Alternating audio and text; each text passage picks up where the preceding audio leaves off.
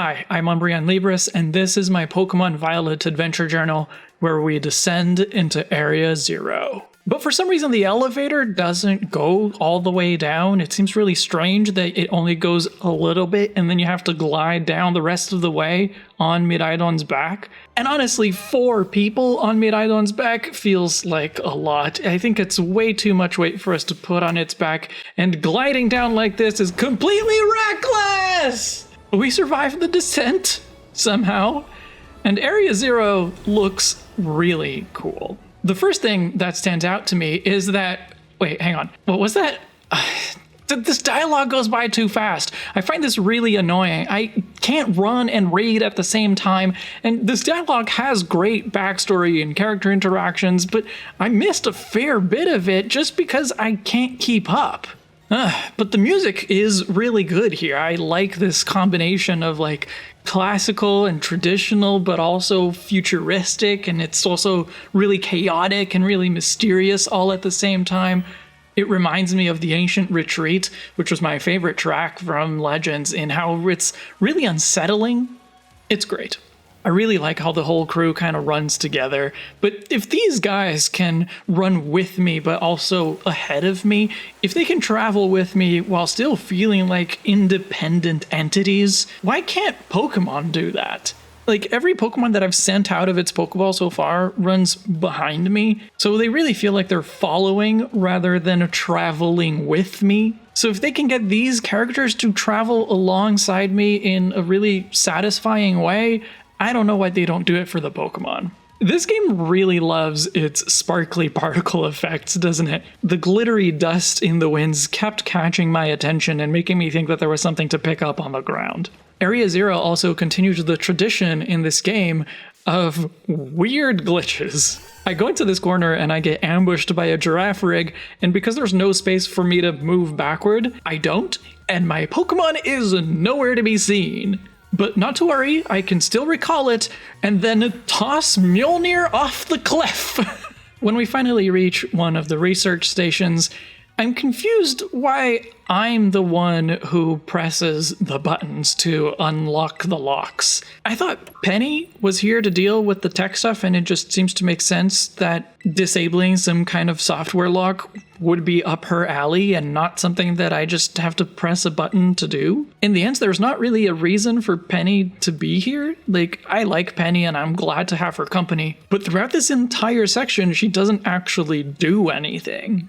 Arvin is here because of his dad, Penny is here because she's strong, I'm here because I'm the glue that holds this group together, and Penny is here for tech, but she doesn't actually do anything with any tech. I do really appreciate the journal entries that you find in the research stations, though. I find them really reminiscent of Mewtwo, but I will comment on more of the plot stuff a little bit later. First, I wanted to touch on all of the Pokemon that I encountered throughout this entire Area 0 section. The Iron Jugulis is kind of boring. I find it a little bit too similar to Hydreigon. It's the same thing with the Iron Bundle and even the Iron Thorns. It's not that I dislike how they look, I just find that their concept and their design are not imaginative enough. They just look like mech versions of the Pokemon that they imitate. Whereas something like Iron Treads looks more like an independent creature that just kind of happens to look like a Donphan. Iron Hands is actually my favorite in this regard because even though it is very Hariyama shaped, it does not just look like a metallic Hariyama. Iron Moth falls somewhere in between of those two, but it is a much cooler version of Volcarona, so I really appreciate that. And the Iron Valiant also falls somewhere in between, and it's also a really cool way to combine elements from Gallade and Gardevoir.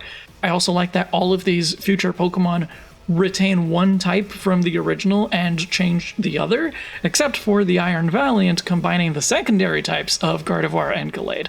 Very cool. Okay, so let's talk about the plot. At the bottom of Area 0, there is a time machine, which means that the Futuremon are literally Pokemon from the future, and that doesn't really work for me. I was hoping that they would be experiments or something like that. It seems weird to me that all of the Futuremon are just robotic-looking Pokemon. Like, I don't know how far from the future they're supposed to be, but it's odd that all traces of their animalness are gone. If they're going to be Pokemon from the future, it would have been cool to see some Darwinian evolution and how that plays out in the future. Professor Turo turning out to be an AI makes for a really interesting dynamic with Arven, but it's not completely surprising based on the really kind of cold and mechanical way that he spoke throughout the game. It wasn't totally evident at the beginning, but as the game goes on, he uses more and more kind of robotic phrases, I guess.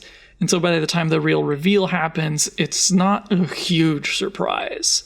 And I think it also introduces a kind of weird thematic conflict. To be fair, I don't yet know how things work in Scarlet. I'm going to wait for Indigo to get to this part and then I'll watch her play through it, and I'm really curious how it's going to go. But I'm guessing that the general gist is going to be basically the same, just swapping future for past. So this is the kind of conflict that I'm expecting here. Turo being obsessed with the future, and so building a futuristic AI copy of himself to help him build a time machine, that makes sense. But for Sada, again assuming that it's just a mirror, being obsessed with the past and so making a futuristic AI body copy, that doesn't match so well.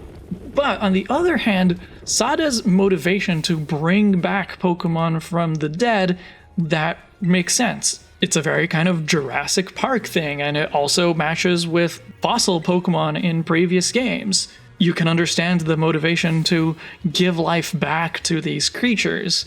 But Turo's motivation to import Pokemon from the future, that just seems weird. It doesn't check any of those boxes. I don't know, maybe I'm wrong and the way that things play out here in the endgame in Scarlet is completely different. Maybe it's not a time machine, maybe Sada is not an AI, but I don't know, it seems unlikely that Pokemon would make that kind of major divergence like that.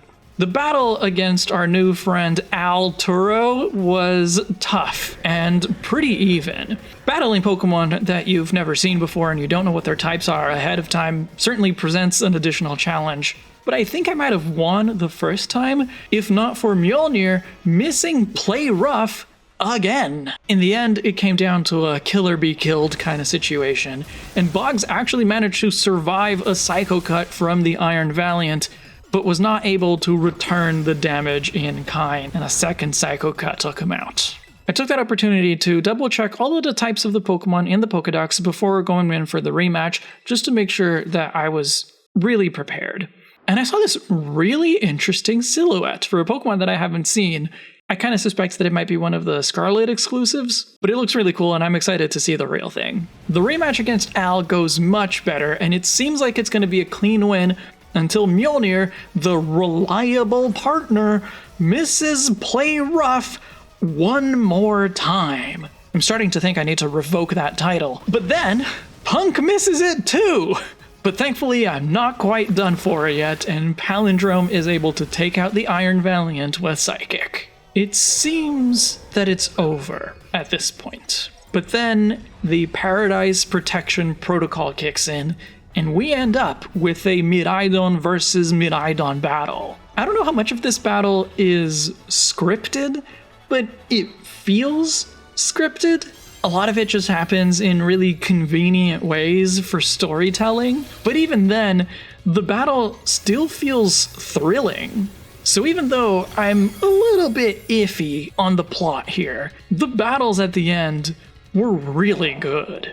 And with that victory, the time machine is, I think, destroyed. I'm not 100% sure about it yet, but there's something about it that's sticking in my mind. Because if I understand it correctly, the time machine is relatively recent. It was built by Turo, which means that it can't be the source of all of the mystery around Area Zero. I mean, the Violet book predates the time machine, and it still includes a sketch and a photo of Iron Treads, of future Pokemon. So I think there has to be more to this mystery. And there's still, of course, the mystery of the Terra crystals, which maybe would be a DLC kind of thing. The hexagon monster that's talked about in the Violet book is still at large. I mean, that could still be something that I'll encounter in the game later, but it just doesn't seem to fit with the direction that the plot has been going in so far. Anyway, with that, we reach the credits with the Ed Sheeran song. I actually listened to this a few days ago when I was going back and watching some of the pre-release trailers and such. And I mean, it's a pop song. It doesn't really do much for me, but it's okay. It seems better than most of the music that was in the 25th anniversary album, so I won't complain about it too much. And overall, I really like this game. I think it's very clear that there are a lot of places where it lacks polish, but the game is still a lot of fun.